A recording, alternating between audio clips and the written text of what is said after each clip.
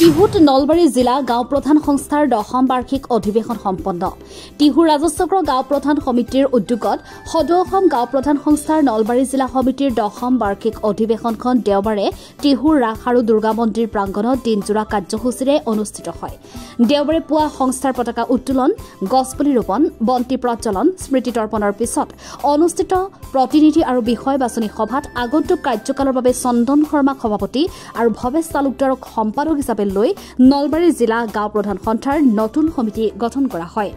বিয়লি টিহুৰ ৰাজচক্ৰ বিষয়া বিভাস পাঠকৰ সভাপতিত্বত অনুষ্ঠিত মুকলি সভাত নলবাৰী জিলাৰ আয়ুক্ত বৰ্ণালী ডেকা, সদৌ অসম গাঁও প্ৰধান সংস্থাৰ সভাপতি গোবিন্দ গগৈ আৰু সম্পাদক ঘনশ্যাম তালুকদাৰ আদি কেইবাজনেও অংশ লয়।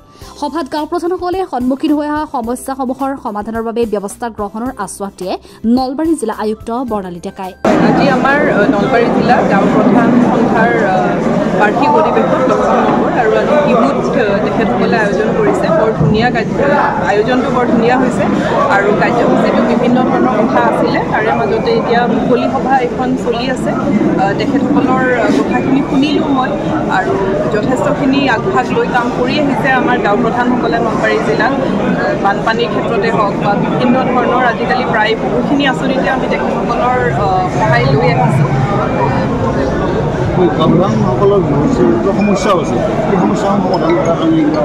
হয়, আমাৰ দুটা কাৰ্যসূচী অতি শীঘ্ৰে হ'ব। এটা হৈছে যে গাঁও প্ৰধানৰ কনফাৰেঞ্চ এখন আমি কৰিবলৈ গৈ আছোঁ নলবাৰী জিলাত।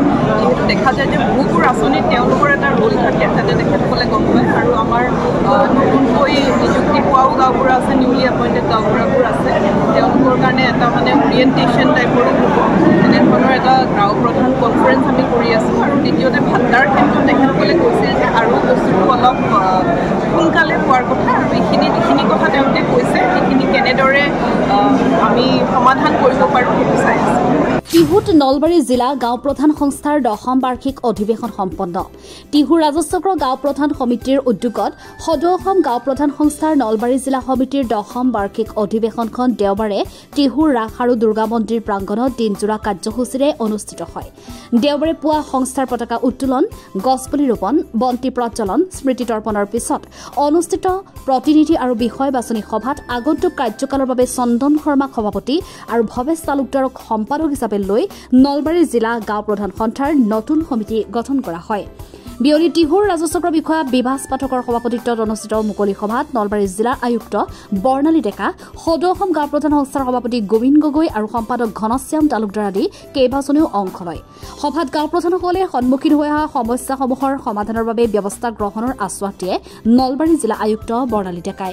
আজি আমাৰ নলবাৰী জিলা গাঁও প্ৰধান সন্থাৰ বাৰ্ষিক অধিৱেশন 10ম নম্বৰ আৰু আজি টিহুত তেখেতসকলে আয়োজন কৰিছে। বৰ ধুনীয়া আয়োজনটো বৰ ধুনীয়া হৈছে আৰু কাৰ্যসূচীটো বিভিন্ন ধৰণৰ কথা আছিলে। তাৰে মাজতে এতিয়া মুকলি সভা এখন চলি আছে।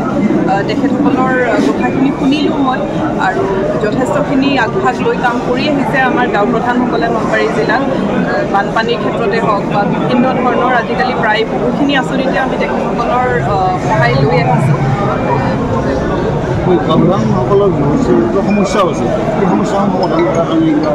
হয়, আমাৰ দুটা কাৰ্যসূচী অতি শীঘ্ৰে হ'ব। এটা হৈছে যে গাঁও প্ৰধানৰ কনফাৰেঞ্চ এখন আমি কৰিবলৈ গৈ আছোঁ নলবাৰী জিলাত। যিহেতু দেখা যায় যে বহুবোৰ আঁচনিত তেওঁলোকৰ এটা ৰোল থাকে, যাতে তেখেতসকলে গম পায় আৰু আমাৰ নতুনকৈ নিযুক্তি পোৱাও গাঁওবুঢ়া আছে, নিউলি এপইণ্টেড গাঁওবুঢ়াবোৰ আছে। তেওঁলোকৰ কাৰণে এটা মানে অৰিয়েণ্টেশ্যন টাইপৰো হ'ব।